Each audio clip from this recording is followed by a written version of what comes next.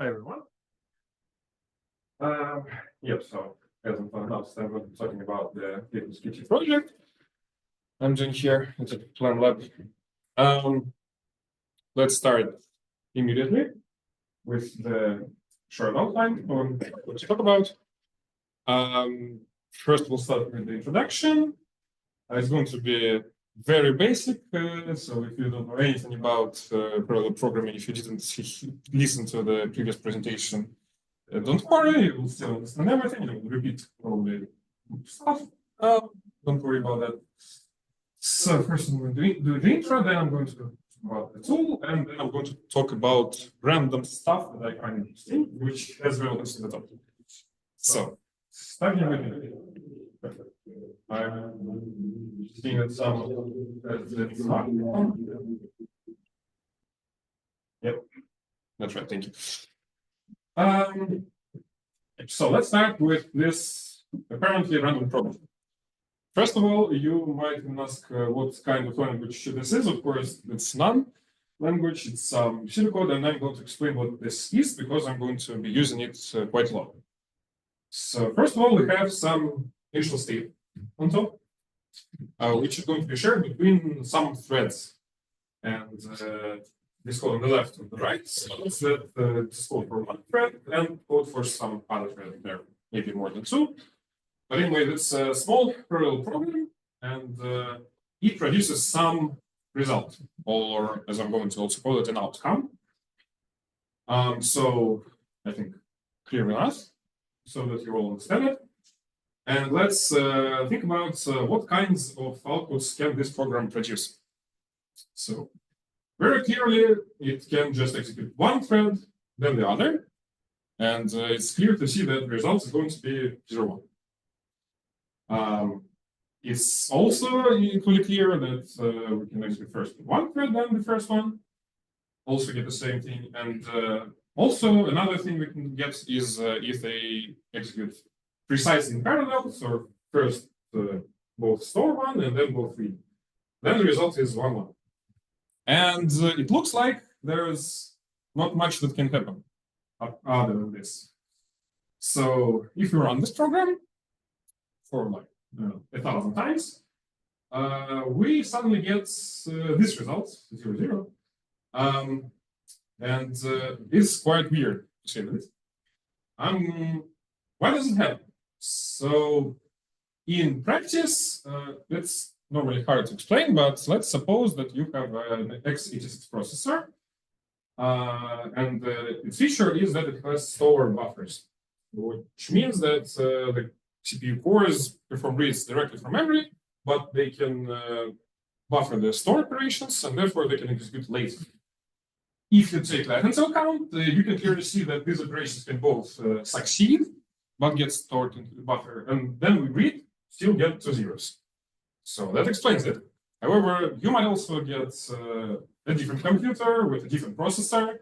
They have completely different architectures, completely different structures, and in general, it can be explained by physical stuff every time. So what we do is we create an abstraction, which is called a memory model. So a memory model is basically some rules for interactions between different threads of the overall code. It's very generic, and it really is. We're not going to define them very carefully, very precisely, but that's what you need to understand about memory models. The simplest memory model where there is the sequential consistency, which means that programs are allowed to execute as if they were one thread. So some interleaving of different operations. And that's exactly what you probably, if you never heard about any of this before, thought why 0, 0 cannot happen. In reality, it does not happen because it's very inefficient. And any other model is called weak, so keep that in mind. The behavior when some strange, again, results produces is called a weak behavior. And that's not all we need to know about models. Another thing you need to know is that they can be defined in multiple levels. So, for example, each processor has its memory model. Each language, well, not each, but languages have their own memory models. In between them, probably some virtual machine can exist, and it has its own memory model. But in practice, you don't actually need to pay attention to all of that because well, you just write in some language and you use its memory model when you try to reason about your programs. It kind of dominates everything else, and you don't care. That's a normal situation. However, there are specific cases when you actually need to care about them. And an example of this is if you're writing the Kotlin compiler. Kotlin has a feature where it can compile to JVM and both to native platforms directly to x86 or ARM, whatever. And that presents a challenge, of course, because, as I just said, different platforms have different memory models. So if you want to guarantee that your program behaves similarly on all of them, well, that's actually hard. One thing is designing it. The other thing is actually implementing that on top of your design. You can easily do some mistakes, introduce some bugs. So this is a complicated topic and it needs testing. But the problem is that, well, it's not a problem. The question is, how do you test the rules? The rules. So how do you do that? Well, two approaches. One of them is that you can just reason about your design with some theoretical, I don't know, thoughts. Okay. Another thing is that you can just do that in practice. I'm going to talk about the practice. Theory is probably what everyone else in this lab would be doing. But anyway, let's focus on this one from now on. And a concrete example of how you do that is litmus testing. So it's a classic approach to do practical memory model testing. So what you do is write some program, which on the left.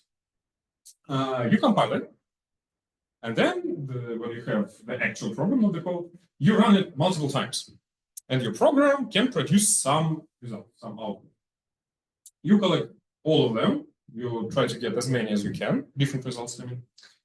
And at the same time, you have some memory model, which tells you which outcomes are possible under these rules.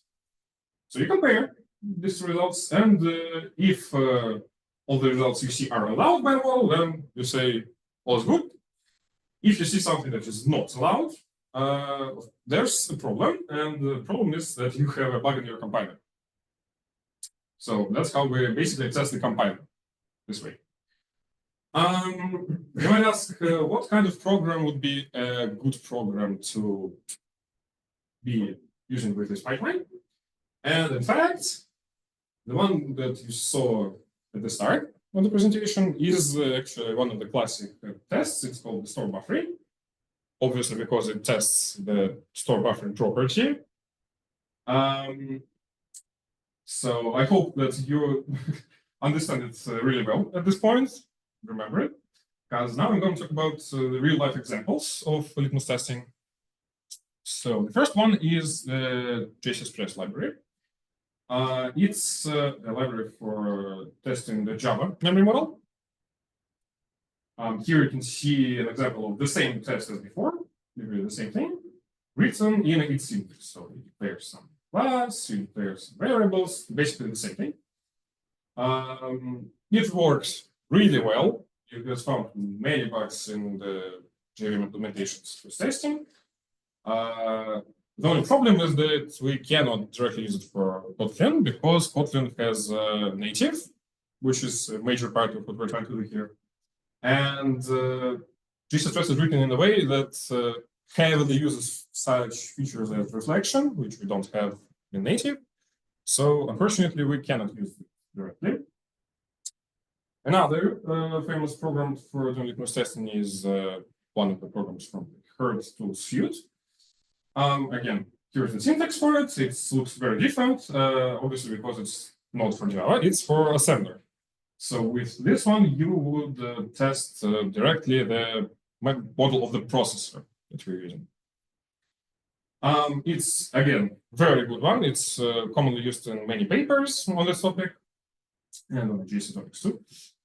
Again, the problem is that it's only assembler, and if we're trying to use it for Kotlin even native, that's going to be a major problem. So, looks like we need our own tool to do this. Well, this is exactly what I'm talking about in this presentation. It's heavily inspired, as I can say, with those two. By inspired, I mean that we're going to copy basically every feature we can copy, or the ones we cannot copy, we're going to adapt to Kotlin, our Kotlin needs, and we will see probably there will be some difficulties with that. But anyway, I'm going to talk about this one for the rest of the presentation. So that's part one complete. I'm going pretty well on time. So let us now discuss how these tools and how LitmusKt in particular work. First of all, quick note, which features of the tool do we want to have? First of all, we want to get as many outcomes as we can, and we're going to do some, well, fancy, or maybe not fancy, but anyway, we're going to do some optimizations specifically for this purpose, in order to get as many outcomes as possible. Another one is that we want to be convenient to write a new test. For example, this will include some syntax that you solve with JCStress and herd. They have all their own syntax. We've got our own syntax which can use Kotlin features. And we also want to make it multi-platform, meaning at least we want to be able to test it with native and with JVM. All of these points are going to come up later, starting probably almost now. So moving to discussion how specifically it works. First of all, an important point is that there are no threads with Kotlin Native. Dear patrons, we are closing the library in 30 minutes. Well, we're going to be lots up here for the rest of our days, so might as well make it fun. So as I was saying, there are no threads in Kotlin Native, and that, as you can imagine, poses a pretty significant problem if you're trying to do multi-threaded programs. There are some workarounds like workers, which are basically executors, but they are deprecated now, and there is nothing to replace them. You can also use in the bthread API, but then it's not exactly Kotlin. It's all behind the synth feature of Kotlin, so but well, it does the job anyway. Now, again, now we're going to be talking about how this stuff works. So, again, remember the test. This above is the shared state, state shared between the two threads. So we allocate a bunch of those. So each of these rectangles is a single state. And then what we do is we run two threads on both of them. So one thread executes the left half, another thread executes the right half. And they start just going one after another like this. And the more places there are where they actually content on the data, here's where they can produce some interesting behaviors. We want to maximize that. So the problem is, for example, that one thread can consistently go ahead of the other. And to prevent that, we introduce some barriers. Nothing fancy here. The only fancy thing about these barriers is which kind of barriers you need to use. To use the spin barriers, because the actual barriers that use the mutexes are very slow. But anyway, here's how we fix this problem. And well, this is basically it on the basic level. This is also how JCStress works, and this is how herdtools work. So pretty standard stuff here.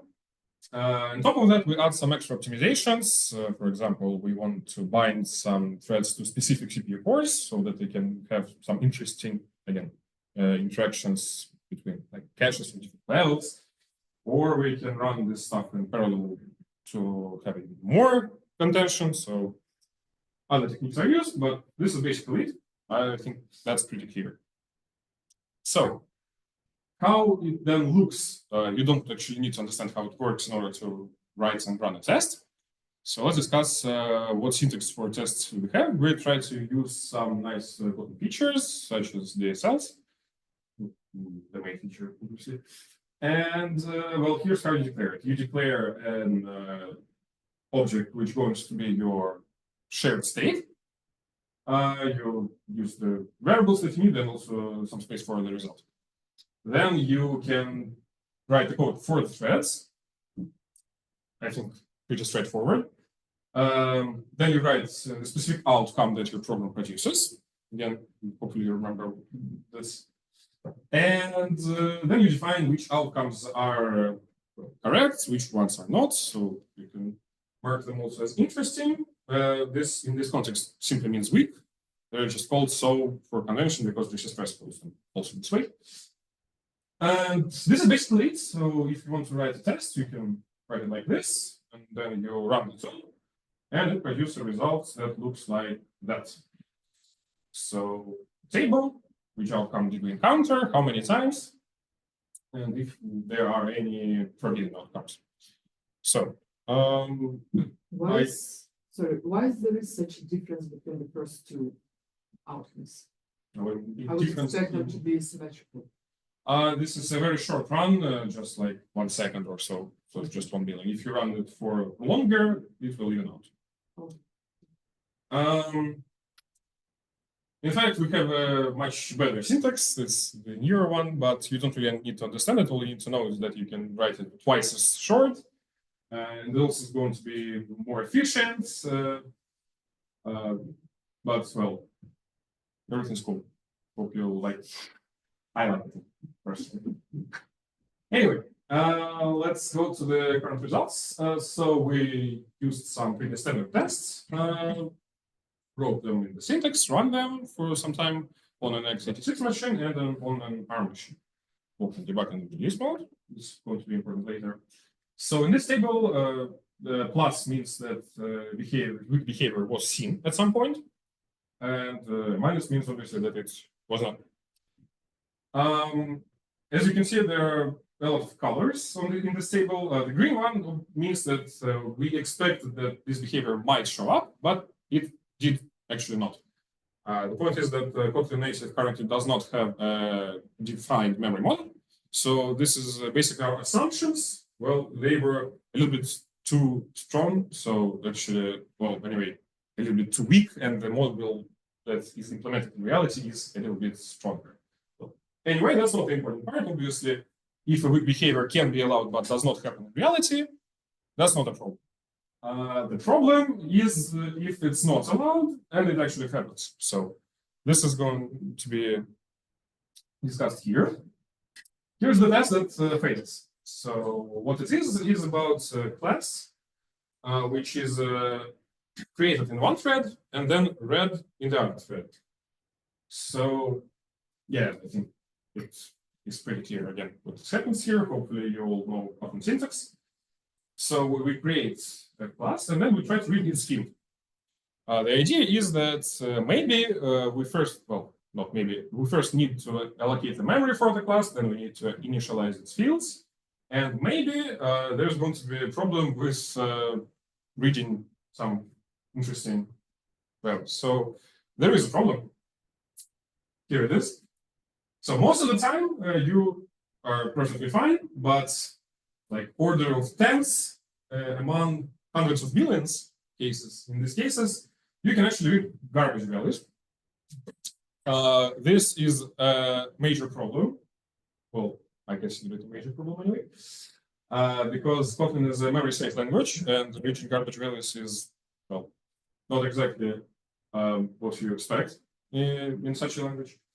It can get much worse, well, much worse, if you substitute the int with a reference to some object. Of course, if you read garbage values when it's a reference, then you just straight up get a segmentation fault. I think it's funny that we can crash Kotlin programs with a segmentation fault, but anyway.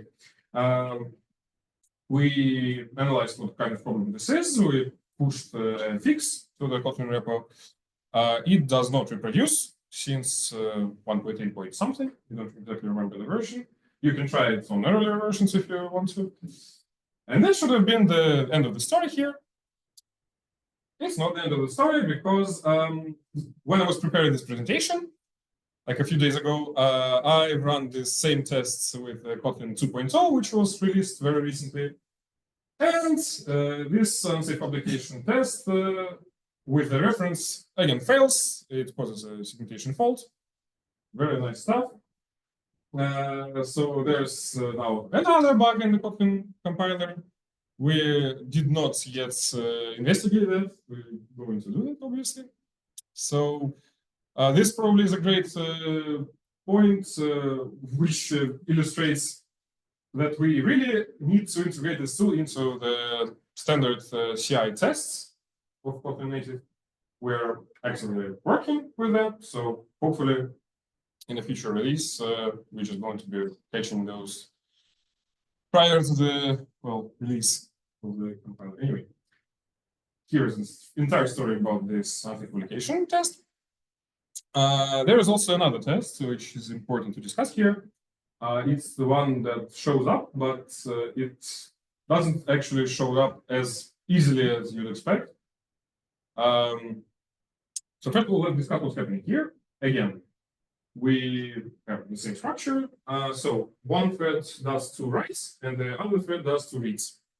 And it does it in reverse order. So again, you can try to pause and think, how is it possible to get 1, 0 here?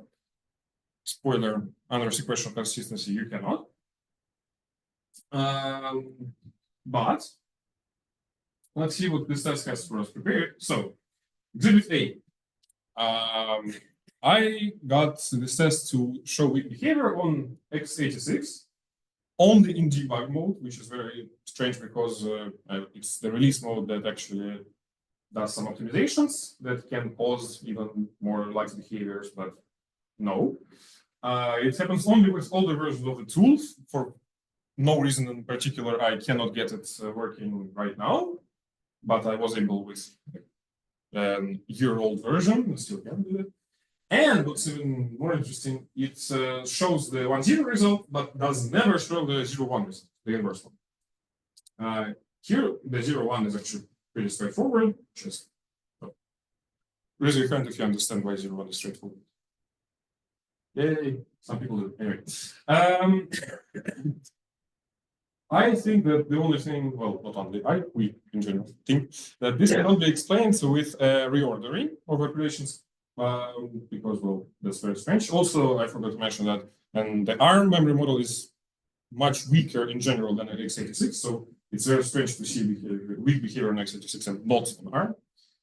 So it can be explained by reordering, which the compiler does under mysterious conditions.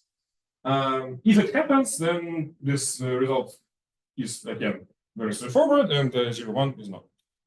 The takeaway that you need to understand after this is that the compiler does some optimizations, and we cannot control them at all. They can influence the results. So that's the problem.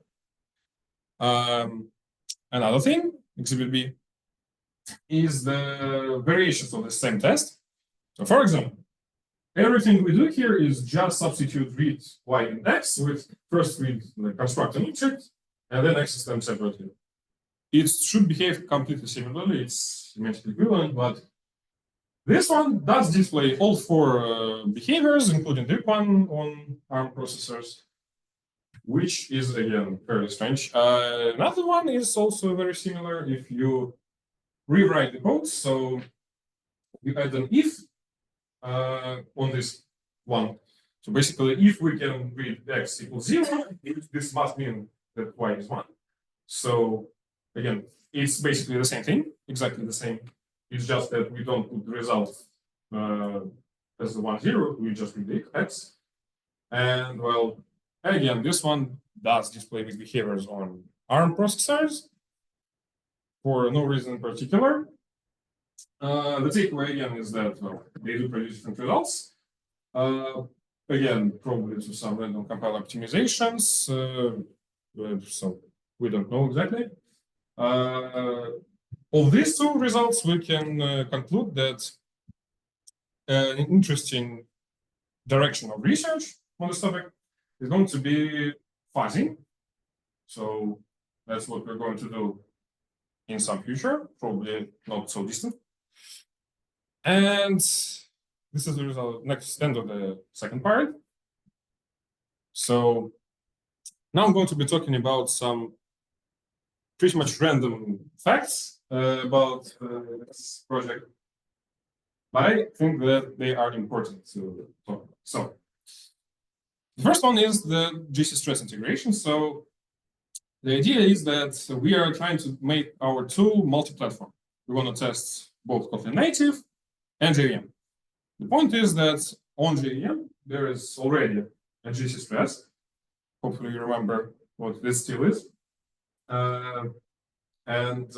We really want to delegate to it, because if we go write your own simple project, well, it doesn't work nearly as well. Again, the problem is that, well, their tests are designed in a very different fashion. And we really need to think hard about how would we make them, well, unified in a sense. This was a major headache. It took like a few months, but we finally have a solution. It's actually a very straightforward one, if you think about it. So we take our Kotlin test, we do some code generation, which happens in runtime because of reasons. You get a wrapper for the Java machine. And well, you don't really need to understand how it works. You just want to see the pipeline. We then run it basically manually, as if it's a user calling the terminal commands. And we then parse the HTML. So it's very brute force, but unfortunately nothing else worked. The point why I'm explaining this to you is not because it's particularly interesting, but because it took a lot of time. We tried different, more sophisticated ways, nothing worked. Well, anyway, the point is that it works now, and it works really well. You can just run it with Kotin Native and JCStress. Cool. There's a next point I want to talk about. It's fault sharing. In case you don't know what this is or forgot what this is, a reminder. It happens if two independent variables are allocated on the same cache line. The problem is that when two CPU cores are trying to read to just one of them, they're still going to read the entire cache line and then write the entire cache line. So in practice, this leads to some, well, actually problems. Problem number one is that it's not performant. Actually, if you write a very simple benchmark program which just does one thread increments X and another increments Y, even though they're completely different variables, you can get a 4 times speed up if you, well, somehow eliminate this problem. So 4 times is, well, actually a lot. Another problem is that we have some policy loss, which means that it really makes our weak outcomes less frequent, to the point where, again, we come back to the message passing test. These asterisks mean that we could only get this test to show true weak behavior when we are trying to combat the false sharing problem somehow. The problem is in how exactly we do that. We try 2 approaches. One is the herdtools style, another tool, again, hopefully you remember. They, again, operate on assembler code, and well, it's very easy. What they do is they allocate states, as you remember, and then we just shuffle the memory, well, shuffle the access to the memory. And so the variables are located in very different places, and well, they're not all sharing. We tried to do that in Kotlin, and we failed spectacularly. Well, there are some solutions, but none of them is actually good. That would not limit the tests that you could write. So after, again, some time of trying, we scrapped that. We looked into how JCStress does that. JCStress uses the Java annotation contended.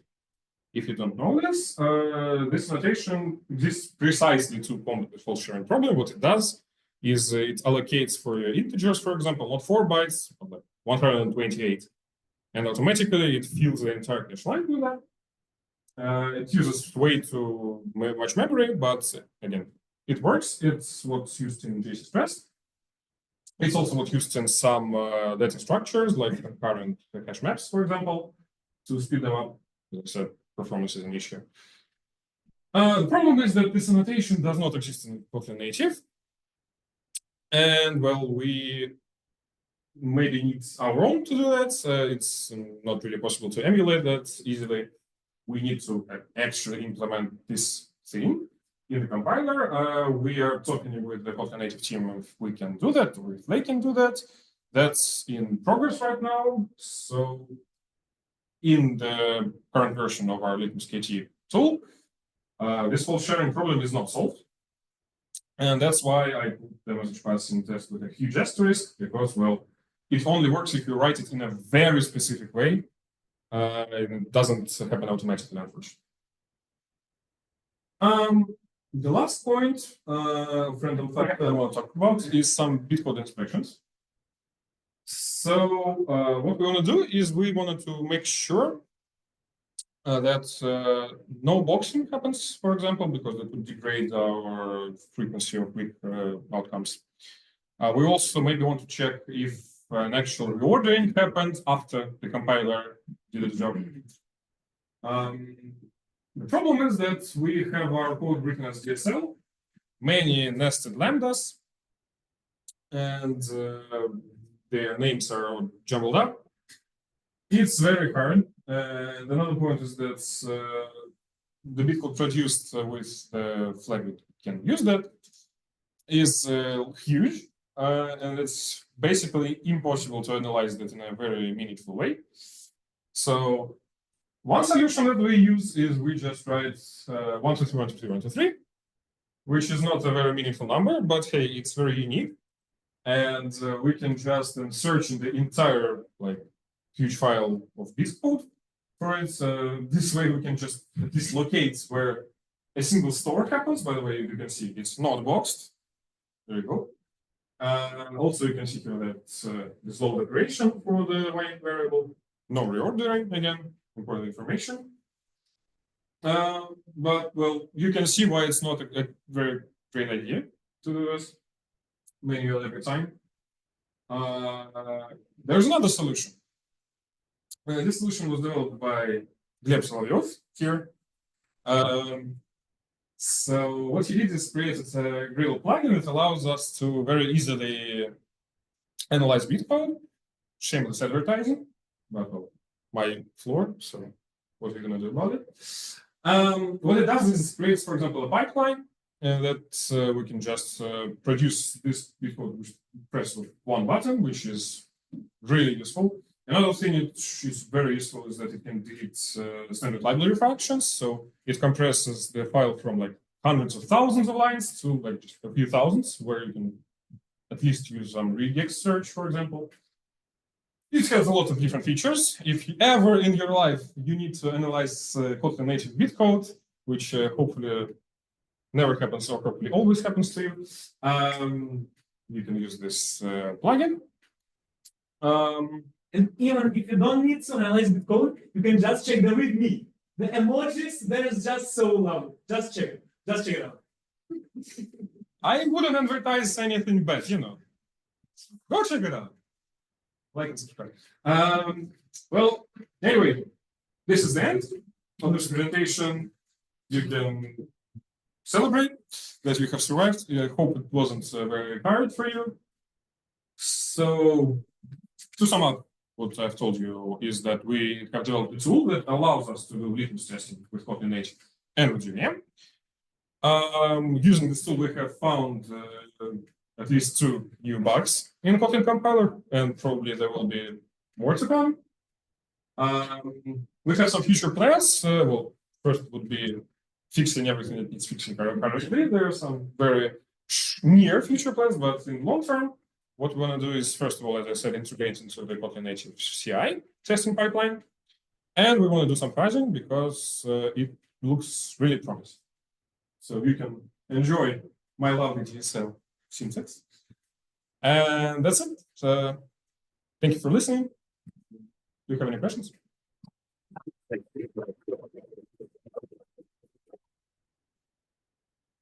have pretty a lot of questions, several small ones and one big one.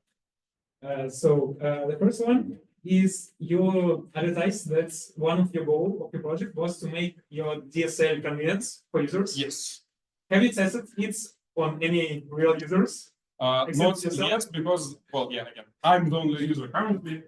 If anyone will come here and will say that this is not convenient, I will smack them in the face. But anyway, the point is that I'm, at least for the foreseeable future, is the only user who writes new tests, and I can write a bunch of them in advance, so no one has to write anything else. Okay, that's clever. The second question is about integrating in CI of Kotlin of testing Kotlin compiler. I'm just wondering whether Java, like virtual machine, its implementation, for example, OpenJDK, use JCStress, for example, or any other solution to check their memory model in the CI. I'm not sure about the CI of OpenJDK, but they have sponsored the JCStress project and they for sure use it frequently. Okay. So Kotlin Native won't be the first project that uses like litmus testing in the integration pipeline. Well, I'm not sure. Maybe it will. Who knows? We need to ask someone from OpenJDK. Okay, thank you. Now the more important question is about comparison with other tools. You showed us that there are some tools, JCStress and herdtools, for like checking memory model of Java memory model and of different chips architectures. And my question, did you measure somehow like the efficiency and the performance of your tool compared to their tools? Of course, the scopes are different, but maybe you can somehow benchmark the results. Well, of course, you mentioned very precisely that the scopes are very different, and it would not be fair to compare the results directly. Definitely not with the herdtools. With JCStress, well, currently it runs a little faster for a few reasons that are pretty much purely technical. Again, comparing it directly is not exactly fair, but well, currently it's slower, to be completely true with everyone here. Okay, it's about performance, but what about like the number of interesting cases that you can? That is absolutely impossible to compare because Kotlin Native has its own memory model, and no other tool can test Kotlin Native. So, for example, if you try to compare Kotlin Native with JCStress, well, Java has its own memory model, and it's very probably different from what we have now in Kotlin. So the results are just this comparison is very much meaningless. Okay, and don't you have any possibility to use your framework that you implemented to maybe test the Kotlin memory model that uses JVM underlying? So yeah, that is possible. Yeah. I said that JCStress is really good at doing this. I have tried writing like very simple implementation of what we do in native with Java, and it works poorly, to say the least. It lacks very many features. So yeah, well, I don't see a reason why we should implement a new JCStress when we already have one. no, my question was about how you test that your tool that you're implementing it's actually like worth implementing. Like not like it does something like great. Like you are improving its efficiency, not just like in an infinite way. I don't know, like you have some goal, you have some metric. It would be really great to have a metric, but unfortunately that's basically impossible. I have tried doing some statistical tests on the distribution of different outcomes. They basically almost fail because the order of magnitude for one outcome is very different from the other. So yeah, the only metric we can have is whether we find some weak behaviors. It doesn't even matter if we find them a lot. We just need to find them at least 5 times, and you can mathematically say that it's 95% accuracy. So yeah, that's not exactly, well, we do not have that, but it's not exactly possible to have any meaningful metric for this, unfortunately. But a good metric is that we find bugs. So actually it is. And also you mentioned that your future plans are to somehow try to implement fuzzing in your tool. As far as I know, JCStress doesn't implement anything. JCStress has a very interesting thing here. They have, well, as I said, they were sponsored by OpenJDK, and they actually requested from OpenJDK to have a very special annotation, or rather a compiler flag, I'm not sure. But the point is that if they activate this feature, which was specifically done for them, it randomizes the cost of optimizations that the JVM makes. And as you know, JVM makes them on the fly. So which means that as when you run the test for longer, it's going to be randomizing different optimization for the compiler. And this is not exactly, well, fuzzing in the literal sense, but it has a very similar effect. That's interesting, actually. And is there any way to ask Kotlin teams? We do not have a virtual machine, so we have to compile the code once with all the optimizations applied once. So yeah, that's not a controversially viable option. Okay, but I still really forget so. And the last, I think the most important question, I remember that a lot of time of your presentation, you showed us different interesting cases. Yeah, that's your tool actually found. And I'm just wondering, what is the next step? Like you found this interesting situations, or maybe something that's like you can't really explain. Like, is there any further step? Like, for example, analyzing bit code to actually understand why compiler behaves exactly this way, or how we can maybe fix it at some points, or like, is there any research that you're doing after you get these results, or is there any person or team that like that? Not right now, but the idea is that these results can be used when people are going to be defining the Kotlin Native memory model, which I hope someone is currently trying to do at least. And well, I'm not for sure that someone is trying to do it. But anyway, they can use this information to know which outcomes, at least it happened for sure. For example, so that they can then in the future not try to forbid message parsing, because the entire Kotlin compiler team will be very upset that they have to rewrite everything in order to satisfy some random theoretical thing that someone come up with. For example. Does anyone accept public?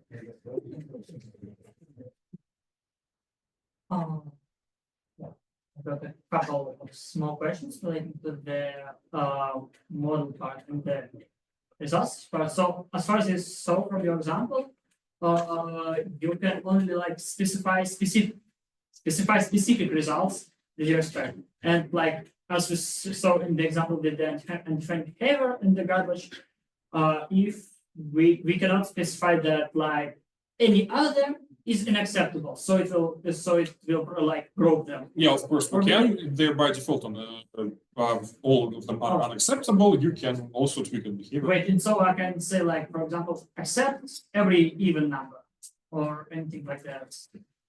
Like if you need this, we can implement it. But so far we did not just need this functionality. Usually you can just list all the possible outcomes, and the list is not that long.